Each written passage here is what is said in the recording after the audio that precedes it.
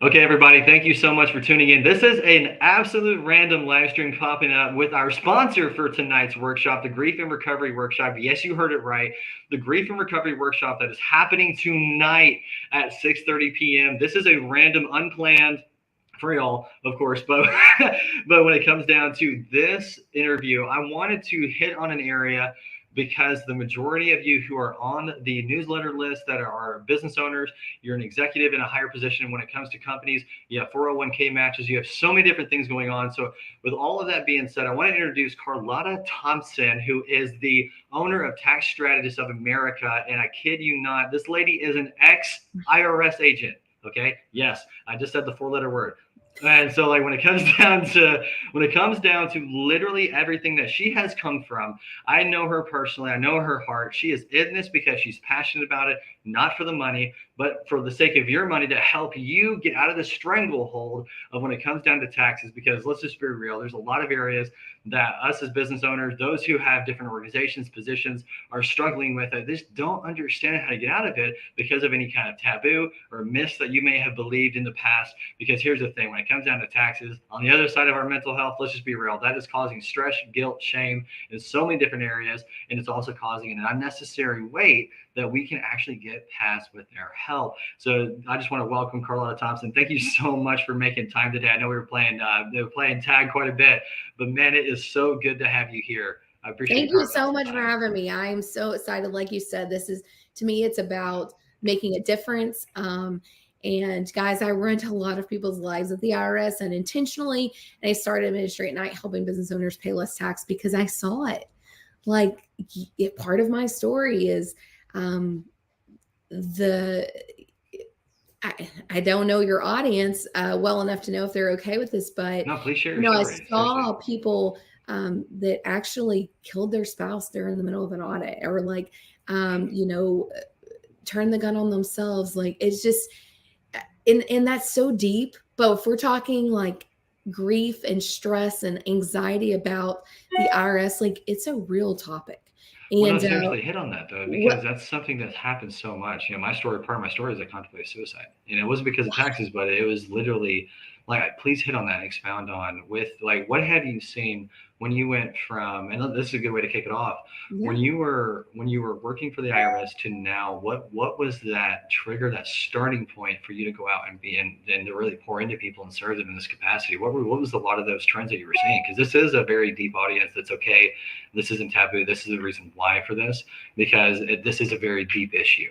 Yeah, it's definitely a deep issue. So, I wanted to be an IRS agent because I thought I'd worked at a big box retailer tax firm when I was in college. And I really thought that the IRS, if I went to the IRS, like I could get onto these accountants that weren't doing their business owners any good. And I really thought the IRS, like I could make a difference and I could go there and I could teach and I could change lives. And really, I started systematically running their lives. And because business owners don't know what they don't know. Like when you start a business, IRS doesn't call you up and say, hey, Jeremy, you are now a business owner and this is our expectation. No, they send you to an accountant that really acts like they work for the IRS. They don't help you out. They don't calm your spirit. And it's a very scary experience. And in the middle, then you get audited. They don't help you in an audit. And then you're in this place of, oh my gosh, I did something wrong. The IRS is this big bad person. And they're really not. Okay. That's not really what they're not there to ruin your life.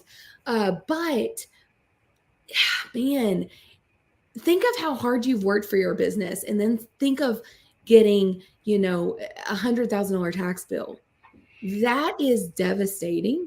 Think of like not even filing for 5 years. Like there's this brick around your neck and you just can't outrun it. And you're like, oh, like I want to get ahead. It's my thought is that business owners want to do what's right. Right? They're not trying to hide the money from the government. They're not trying to do anything wrong. They simply don't know what to do. And they get in this situation that becomes a cycle. And I just want you to know, first of all, the IRS is not there to be this big bad person. But if you don't have the records and you don't have a good accountant, obviously, it can become that. So, number one, get you an accountant that doesn't make you feel shame or guilt or anything. Like they just want to pour their heart out to you and help you get in line, get in order, do the things you need to do. Secondly, don't be afraid of the IRS. They have to have a job with you. Okay. Don't be scared of them because your accountant should be your blocker between you and the IRS. So back into, three things happened when I was at the IRS. One, I was in an audit and the business owner told his wife to go get the gun. Like they told me they could make me disappear and no one would ever find me. So it makes you feel, obviously they were just scared. Yeah, for sure. They're reacting. We're not going to jail, guys. Like the people that go to the jail are the ones who are trying to do something wrong. Okay. Yeah. Number two, I had someone shoot their spouse and turn the gun on themselves. And then I had a business owner, which, more than once, but this particular guy, he was sitting across from me and he was crying and he was like, Carlotta, I've done everything. I hired the best accountant. I hired the best lawyer to help with this audit. And you're still going to take everything that I've worked so hard for. And, that wasn't the purpose, right? If he had a better accountant or he deducted everything he was supposed to deduct or he had better record keeping or whatever, it may have been different. But the thing is, he said, the IRS didn't tell me what to do. He said they should require you to take a course before you ever become a business owner. And they're not helpful. And so that's kind of where I got to where I am after that conversation. I really started thinking about like how I can make a difference. And like I said, I started that ministry at night, helping business owners pay less tax because I knew I had to do something because the IRS wasn't going to do anything. Yeah. And that's something that's heartbreaking. That when it comes, because that's the thing, like, I was raised in the trades and man, there is always a stigma that, the IRS is the big bad boogeyman. And, and that's everyone's stigma. And it's interesting because when you have, peace means to make order, right? And that's where it gets really interesting because oh, golly, and that's where my dad was the worst. Like he'd be like, oh, is it a bill? Oh, it's junk mail. Like, come on, man, God dang. But with that arena where people, like when it comes to QuickBooks, when it comes to TurboTax and all these different things, we're not trying to talk bad about any of that. They have their application to it as well. But with where business owners are at when it comes down to just getting things in line, are there any apps that they could use or anything like that just to help, like TaxBot, for example? Like it's one of my favorite. Are there any apps that they could just install to track miles, to track different things, to classify? Like, what would you recommend for them to put in place right away? And I got some other questions for you too. So I'll tell you the biggest thing that people don't understand is the IRS is all about record keeping. Okay. In an audit, most of the time, what is going to get disallowed is anything you don't have records for. And it's funny because there's actually a court case. It's the Cohen Rule that was put into place for things like this. The IRS actually has to accept oral testimony, credit card statements or something like that, like a bank statement, as long as you know what it was for. So like if you have a lot of transactions for Walmart and you can't tell them what the Walmart transaction was for, then they disallow a thing and it's personal, right? But if you were buying StreamYard, for example, that's what we're on today. Like if you were purchasing that, very obvious, that's a business expense. So making sure, first and foremost, making sure if you ever do get audited that you have someone that knows the rules, because most IRS agents don't even know that rule. I didn't when I was an IRS agent. Wait, hang on, so back up. I'm not gonna let you glaze over that. Say that one more time. So if you ever get audited, you have to make sure you know that rule, the Cohen Rule, okay? Because most IRS agents don't know that rule. So if How does you someone navigate around that if the IRS agent doesn't know that? Like, right, because it's you have to have an accountant that says, "Hey, I want to use the Cohen Rule in this experience," right? Like it's insanity. But if you don't have a receipt, they'll be like, "Oh, it's disallowed," and then you have to tell them what it was for because it's not their job to help you find expenses or to help you substantiate your expenses. It's their job to say, "Okay, you don't have a substantiation for this," and then you have to go back and say, "Hey, this is oral testimony. Is I'm saying this, this, and this," and it's remember most IRS agents are they're trained, right? But when they come into the IRS, most of them don't know what a debit and credit is. Okay, this is fascinating. They don't even know accounting. That's wild. They get them right out of college, and that's why they don't have a soul. Anything. I'm just kidding. No, I'm messing with you. I said that's why they don't have a soul. No, yeah, exactly.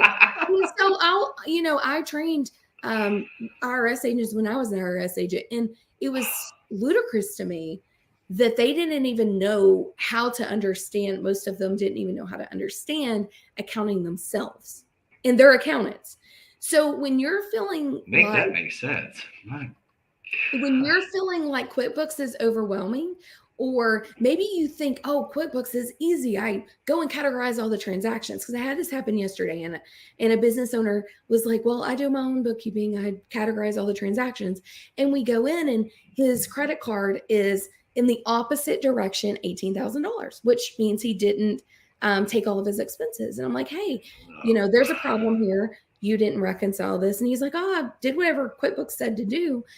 So when we're talking softwares, the biggest thing I can tell you is do your bookkeeping. But when you go to do your tax return, have somebody do a review of that and just make sure that you're correct. Because there's a lot of things, if you're doing your own books, that you can do wrong. Okay. Honestly, if you're going to have a small business and you can't afford a bookkeeper, I prefer something as easy as Excel, because it's really hard to screw up a piece of paper with income and deductions on it. And so I am almost anti bookkeeping software if you don't have a bookkeeper, because most accountants can't even understand bookkeeping and general ledgers and double entry sets of books. There's definitely no way business owners do, but they think it's like playing a game and they just categorize it and it's all good and it's all in there. And sadly, that's not the case. That's only one part of QuickBooks, is putting the transactions in a category. There's a whole nother side of QuickBooks that most people don't even know about. Okay? Well, that scares me too, because there's how many softwares like QuickBooks, Wave apps, like so many different payment processors. And I've never seen one correct that someone did on their own without a bookkeeper. Never seen one correct. Right. That is scary. And so that's where even they supply accountants too. And I'm thinking to myself, wow, I'm taking back from what you said a second ago as well.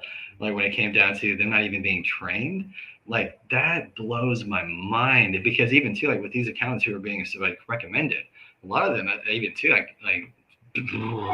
man, I wonder, because my brain up from the recruiting and staffing side of stuff, that it kicks in, where are they qualifying them, where are they vetting them from, what are they doing to get them in there to recommend? Because like you said, the second pair of eyes, man, that's crucial. Very, very much so. Because when I was at the IRS, you would have to determine if it was the client's fault or the bookkeeper's fault. And everything's always the client's fault, right? The taxpayer's fault, because the accountant's going to blame it on them. But I would just say, did you not even, when I was auditing, I would say, did you not even look at their books? You can tell this is obviously wrong. I mean, not only is it sometimes against you, but a lot of times it's in your favor. Do you know how many transactions a year I find in income that are transfers from your other accounts? So you don't know, you're just going about your business and doing your categorizations, and you might not know, you might accidentally put something in the wrong spot. A lot of people count income that is actually just a transfer. Right.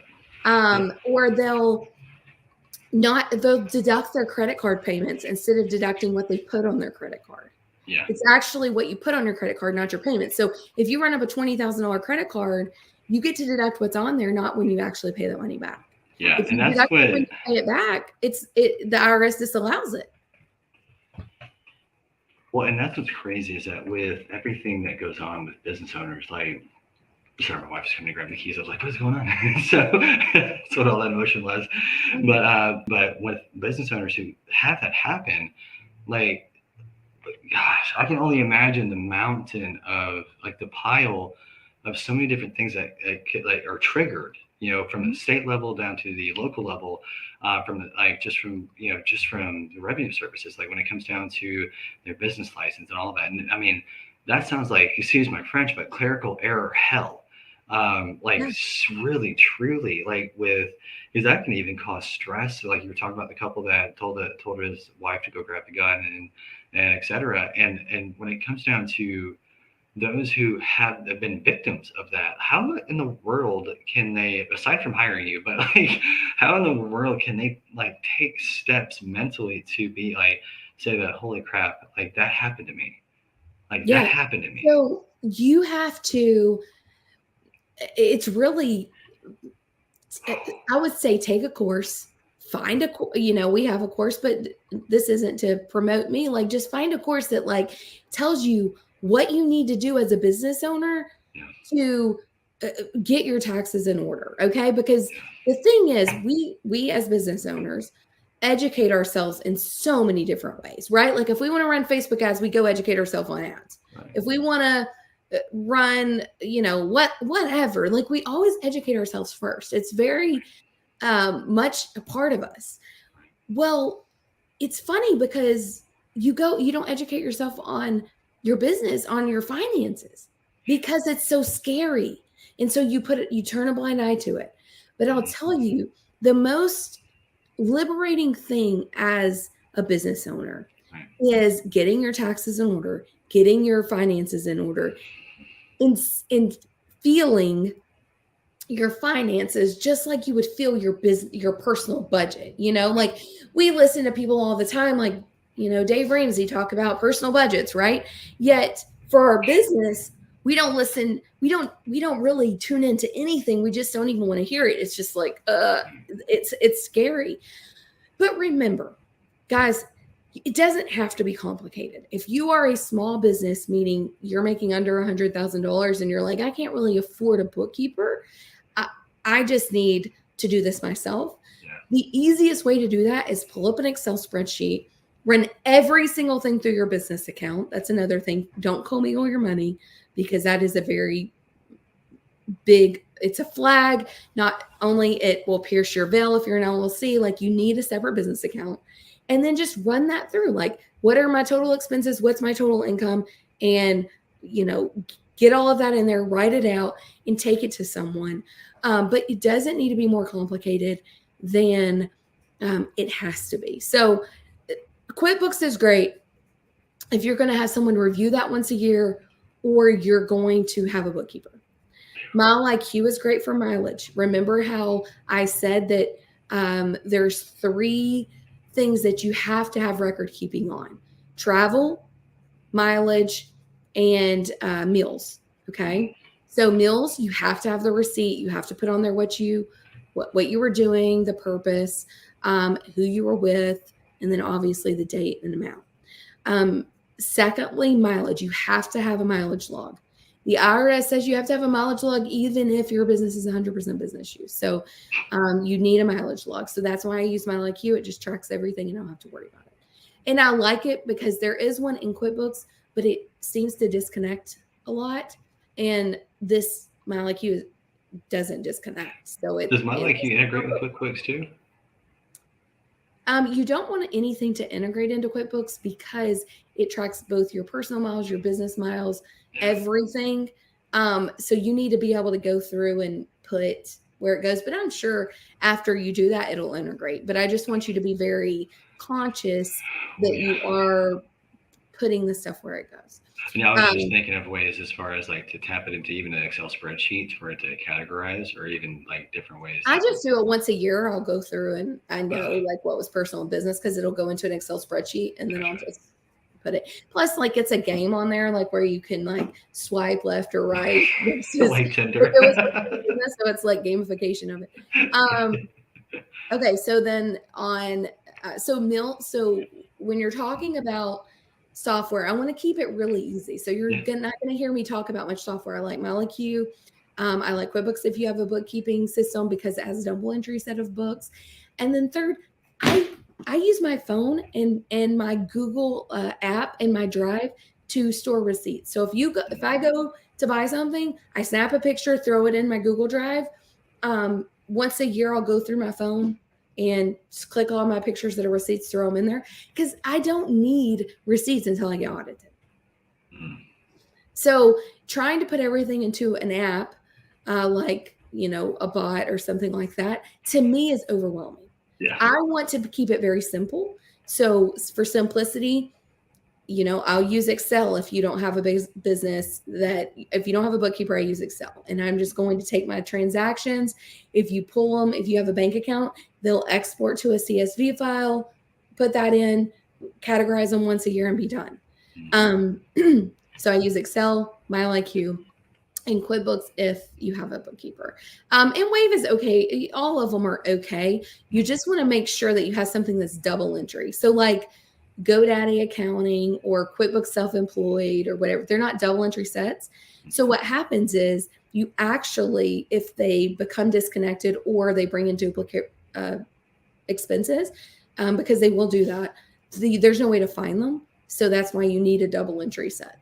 That's key. Yeah, that's where man, and that's what's so unique about it too. Is that's a breath of fresh air because a lot of people are like, I need all this quantum mechanics and everything, from physicians and out of space from Elon Musk. Keep it simple if you're doing it yourself, because if you're doing it yourself, what's income, what's expenses, and that's what you need to stick to. Because if you start putting all that into QuickBooks and you categorize something wrong or you put a transfer in your income, now you've duplicated things and you don't even know it because there's no way for you to go back through that's easy for you to understand and say, oh, well, that doesn't look right.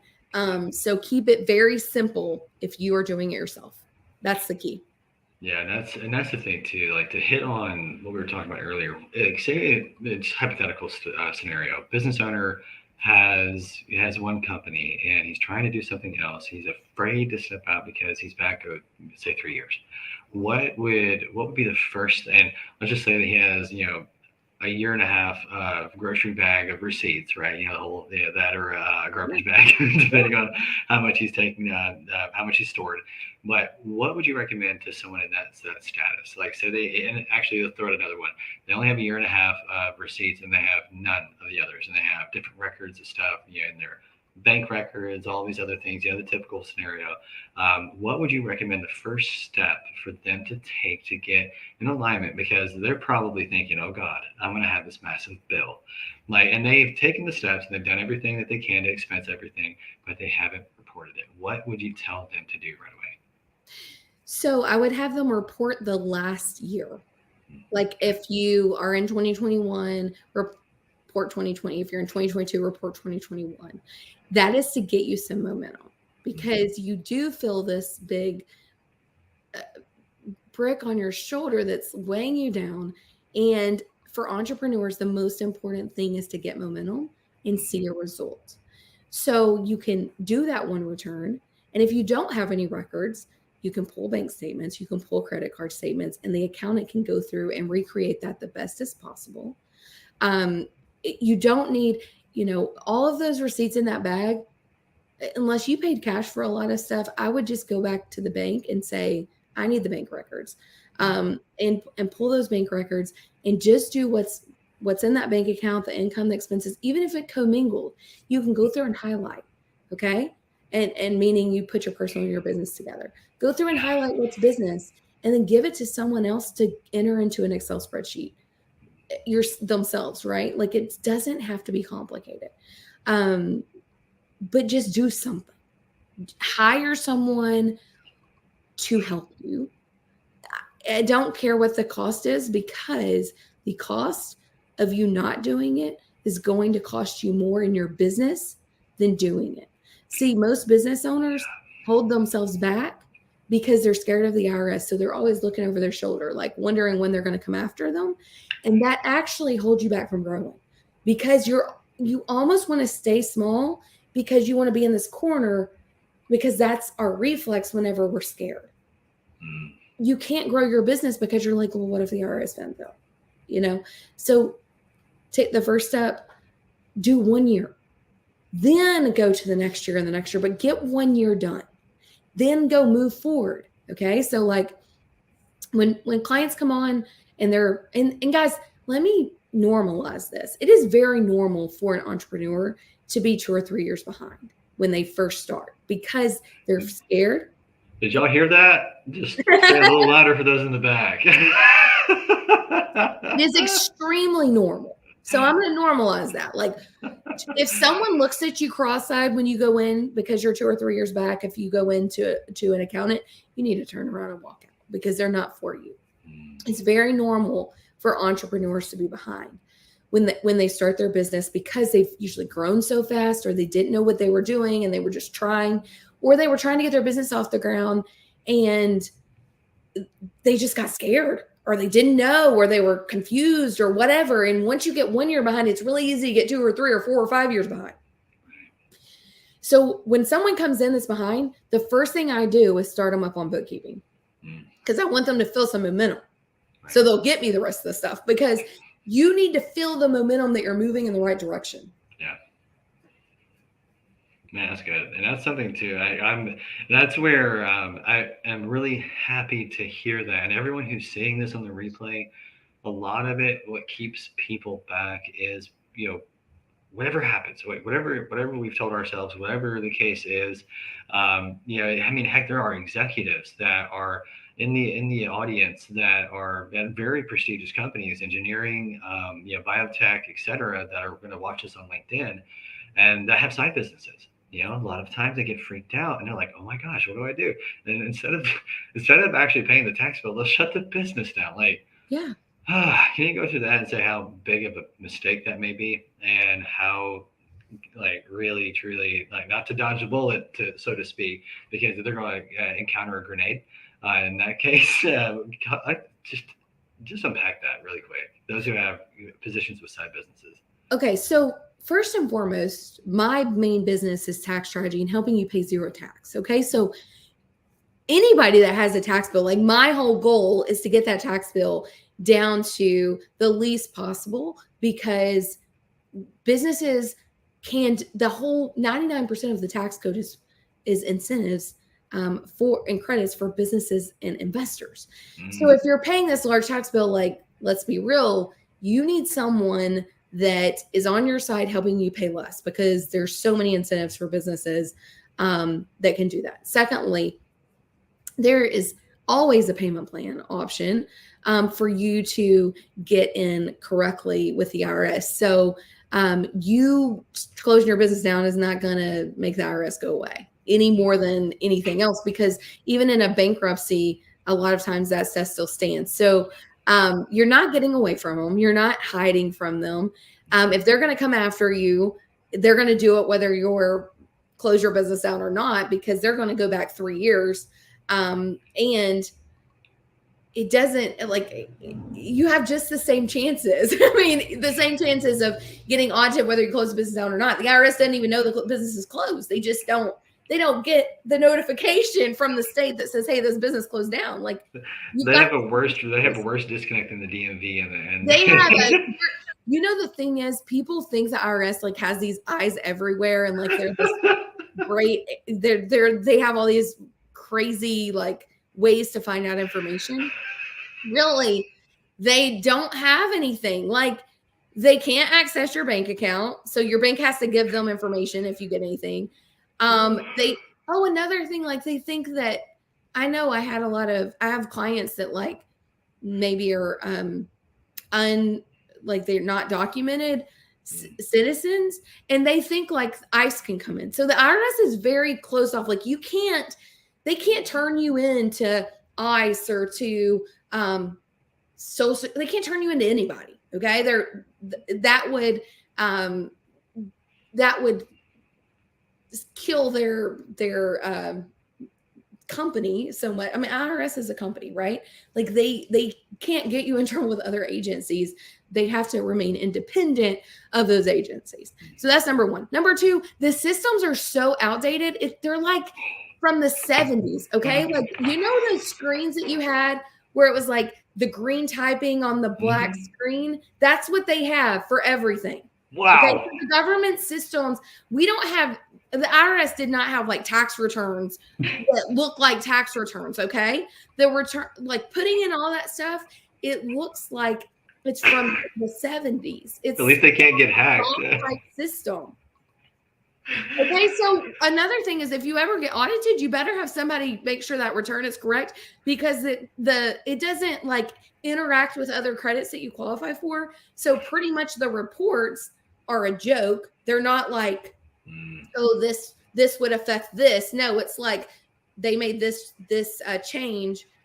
Who knows what else it affects, because their system is not set up like a account, like a tax prep system, like TurboTax, right? Like they've got this sophisticated system. IRS didn't have that. It's like, these were the transactions that they changed. This is the dollar amount. It's barely figures the percentage right. So the IRS is not this big bad company that has great systems. They don't have hardly any systems that are going to find you things. They're really good at finding income, because they, you see how like now they're cracking down on like the $600 thing going through Venmo or whatever. That's really all they have. They only get income, and it comes from your bank or a system that's over 600, or now they can't get it, but they want to be able to get it. So that's why they're doing the $600. I know we've gone well over our time, and I appreciate you carving the time today. No, you're good. And that's where I'm thinking that, because I want to hit on that, and then we can wrap up the show. But like, can you hit on that? Because that's one of the biggest things that has been, I think, haunting a lot of people through Cash App, PayPal, Venmo, all of that. Like when it comes down to that side of it, there's a lot of media that's been trying to, just really incubate fear.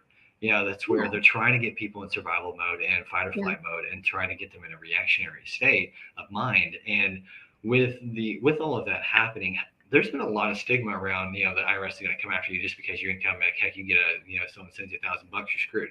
Like what is all of that stigma? Can you kind of break that down and kind of demystify it? Because a lot of folks are freaking out.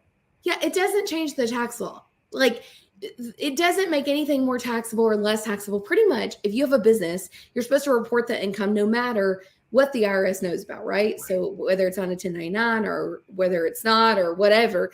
So it's not going to change the tax code of like, oh, somebody reimbursed me for something, now that's taxable. Or, I've got this, I put some money in the bank from an inheritance, or it doesn't change the tax code. And that's one of the biggest things that people are like, oh, well, now income's, taxable that is not taxable. Okay. Your business income is taxable no matter if it's on a form or not. So you should be keeping up with that. But other than that, it doesn't change anything. Really, it just gives the IRS the way to find the income that you're not reporting. It's really for people who are trying to dodge the IRS and not pay their fair share. Okay. And our goal is to always to report our income, and then get it on the deduction side of like zeroing that baby out because of tax strategy. We never want to underreport our income, because that's fraud, right? So we want to report everything that we're supposed to, which is just business income. It's not like, oh, I got a reimbursement or sold this, shirt I paid $20 for $2. Like that's not what this is for. It doesn't change the tax law at all. All they want to do is find the people who are not reporting, which hopefully all of you are, because we want to make sure that if we do a tax return that we're doing it correctly. Did you guys know that it is actually harder for the IRS to prove that you're fraudulent? It's better for you not to file a tax return than to file a wrong tax return for income. Makes sense. If you don't file a tax return, it is very hard for them to put you in jail. CI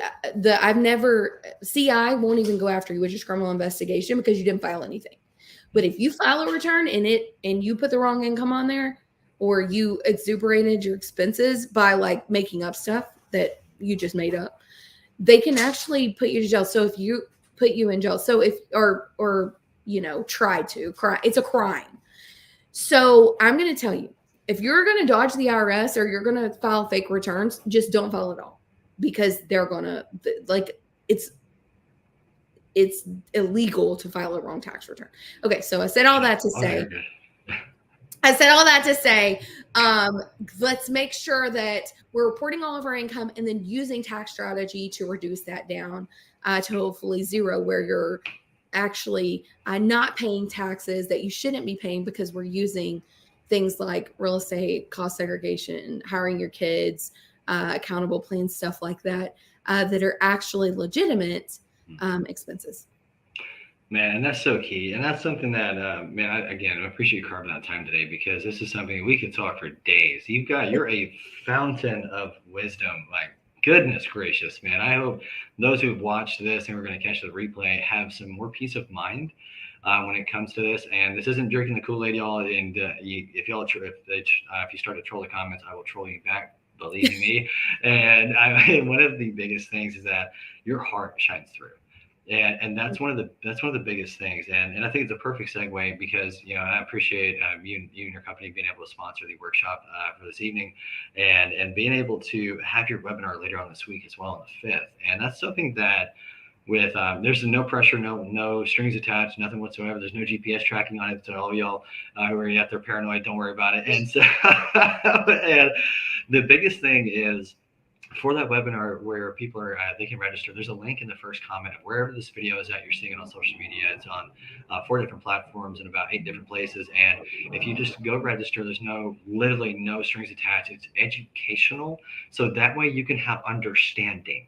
And that's one of the biggest things in the Proverbs. It says that seek above all else, seek understanding, right? And that's where this comes into play, because at the end of the day, if you want to grow genuinely, you have to get your taxes and bookkeeping in line, because at the end of the day, that will hang you. Because if you give the dog enough leash, he'll hang himself, right? And that's where you want to make sure that you're not running at full speed, and the next thing you know, you get yanked back, and that's never a good experience. Just ask a dog, like, no joke, and ask a pit bull. But like, it is where you want to make sure you have everything in your in place and on your team and on your side. And that's where Carlotta comes in with her team of Tax Strategists of America. And I kid you not, she's the same on screen as she is behind the scenes, and I promise you that her team is equally incredible. Brooke, Savannah, them that are just there. Like, and there's plenty more that are on her team, but those are the folks that more likely you'll be talking with and while getting enrolled. And so, Carlotta, thank you again for carving out time today. I know that you have an extremely busy schedule, and anyone who needs to connect with you, they can connect with you through any kind of way. We've added everything on there. And if you haven't registered for the Grief and Recovery Workshop that is happening tonight at 6:30 p.m. Central Standard Time, definitely go there. It is free also, because I want you to walk away with peace and understanding, just like with Carlotta as well. Because at the end of the day, there are things that have happened over the years that may not have been your responsibility, but it is our responsibility to take action right now and to do the work for ourselves internally, so that way we can live a better life for those around us, because those who are still here still matter, and those who have passed on have passed the torch to you, and it's time that we get your head back in the game. All right. And so again, Carlotta, thank you again. Is there anything you want to leave the audience with? Is just a tidbit of takeaway? I would just say our webinar is focused on how to pay zero tax legally. And remember that there's definitely legal ways for you to not pay taxes by using the tax strategies and tax incentives that the IRS already has available for you that you just don't know about. And that is where I'm really passionate. I want to make sure that you guys are getting everything done, but I don't want you to pay more than your fair share. And I always say, the media attacked Trump for not paying taxes, and really just use tax strategy. And if I was his accountant, he would have gotten a refund. So let's just know that it's totally okay to have a business and not pay taxes legally, because you're doing the work that the government needs you to do with your money, by hiring people, by buying equipment, by doing the things that the government would otherwise have to do. So we want to make sure that you understand, as a business owner, that there are definitely lots of ways to help you pay less tax, no tax legally. And that's what we're here to help you do. Awesome. Again, everyone, if you tuned in, make sure you catch the replay. This is the end of the show. I'm over here getting tongue-tied. But again, Carlotta, thank you for carving out time. And y'all go join the webinar that's coming up on the 5th. Register for tonight. It's not too late. We still have some spots open. But we're going to be going on Zoom and talking about all of the stuff and unpacking it, just like with Carlotta's webinar. And you guys are amazing for tuning in. Thank you so much. Drop a comment. Let me know where you watched from. And looking forward to seeing you guys tonight and seeing you on the 5th. If this is a good fit for you, look forward to seeing you on there. Y'all have an amazing rest of your day. And thank you again, Carlotta, for carving out time. Thank you. We appreciate you.